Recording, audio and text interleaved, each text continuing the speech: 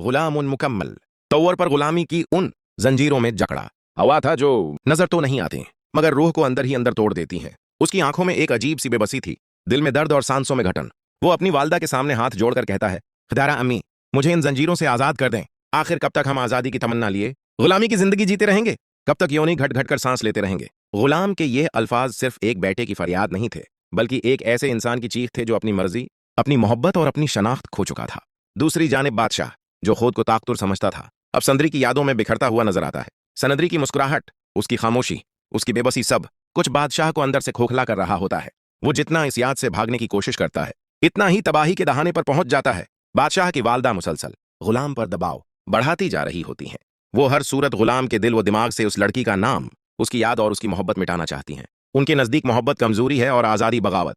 वो चाहती हैं कि गुलाम सर झुकाकर तकदीर को कबूल कर ले, चाहे उसकी रूह मर ही क्यों न जाए। मगर गुलाम मुकम्मल तौर पर बेबस और मजबूर दिखाई देता है। उसके अंदर बगावत भी है, खौफ भी, मोहब्बत भी और आजादी की तड़प भी। सवाल यह है कि क्या गुलाम इन जंजीरों को तोड़ पाएगा? क्या बादशाह सनदरी की यादों से निकलकर खुद को संभाल सकेगा, या फिर यह गुलामी सबको ले डूबेगी? आने वाली अक़सात में जज्बात, आंसू, बगावत और मोहब्बत का एक जबरदस्त तूफान देखने को मिलेगा, जो नाजरीन को आखिर तक बांधे रखेगा। रात की खामोशी गुलाम के दिल की चीखों को और भी ब्लंड कर देती है। वो तन्हा कमरे में बैठा जंजीरों को घूरता रहता है। वो जंजीरें जो हाथों में नहीं बल्कि सोचों में बंधी होती हैं। उसकी आंखों से आंसू बह निकलते हैं और लबों से बे इख्तियार अल्फाज निकलते हैं, अगर आजादी गुनाह है तो मैं ये गुनाह करने को तैयार हूं। वो अपनी वालिदा के कदमों में बैठकर आखिरी बार फरियाद करता है, मगर जवाब में सिर्फ सख्ती, खामोशी और हुक्म मिलता है। माँ की आंखों में नरमी नहीं, सिर्फ खौफ है। खौफ इस बात का कि अगर गुलाम आजाद हो गया तो सदियों पुरानी रवायात टूट जाएंगी। दूसरी तरफ बादशाह, जिसके पास सब कुछ है मगर सुकून नहीं। सनदरी की यादें उसके पीछे साये की तरह चलती हैं। कभी वो उसकी हंसी सुनता है, कभी आंखों में उसकी खामोश अल्तजा देखता है। वो गुस्से में चीजें तोड़ देता है, मगर अंदर की टूट फूट और भी बढ़ जाती है। बादशाह चीख कर कहता है, मैंने सब कुछ पाया मगर उसे खो दिया। ये एतराफ उसकी ताकत को कमजोरी में बदल देता है। बादशाह की वालदा, जो इस खेल की असली खिलाड़ी हैं, गुलाम पर दबाव बढ़ा देती हैं। वो गुलाम को एक फैसला थमा देती हैं, या तो वो इस मोहब्बत को दफन कर दे या फिर उस घर से हमेशा के लिए निकल जाए। ये लम्हा गुलाम के लिए कयामत बन जाता है। एक तरफ माँ की रिजा, दूसरी तरफ अपनी जात की पहचान। उसकी रगों में पहली बार बगावत का खून दौड़ने लगता है।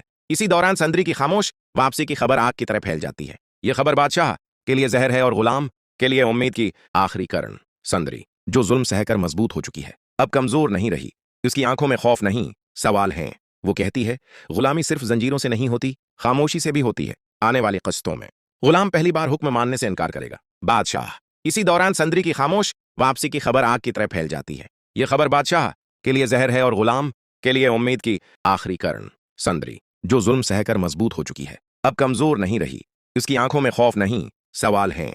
वो कहती है, गुलामी सिर्फ जंजीरों से नहीं होती, खामोशी से भी होती है। आने वाली क़िस्तों में गुलाम पहली बार हुक्म मानने से इनकार करेगा। बादशाह अपनी ताकत और मोहब्बत के बीच टूट जाएगा। सनदरी एक ऐसी सच्चाई सामने लाएगी जो सब कुछ बदल देगी। यह कहानी सिर्फ मोहब्बत की नहीं बल्कि आजादी की कीमत की है। सवाल सिर्फ यह नहीं कि कौन जीतेगा, सवाल यह है कि क्या कोई आजाद भी हो पाएगा। इस रात हवेली की दीवारें भी जैसे गुलाम की सस्कियों को सुन रही थीं। वो आईने के सामने खड़ा खुद को पहचानने की कोशिश कर रहा था, मगर उसे वहां सिर्फ एक कैदी दिखाई देता है। वो आहिस्ता से कहता है, मैं गुलाम हूं मगर पैदा आजाद हुआ था। फिर मेरी आजादी किसने छीनी? वो अपनी वालदा के कमरे के दरवाजे पर रुक जाता है। दिल चाहता है सब कह दे, मगर बरसों का खौफ उसकी जबान को जकड़ लेता है। माँ की एक नजर ही उसके हौसले तोड़ देती है। दूसरी जानिब बादशाह, जो कभी किसी के सामने नहीं झुका,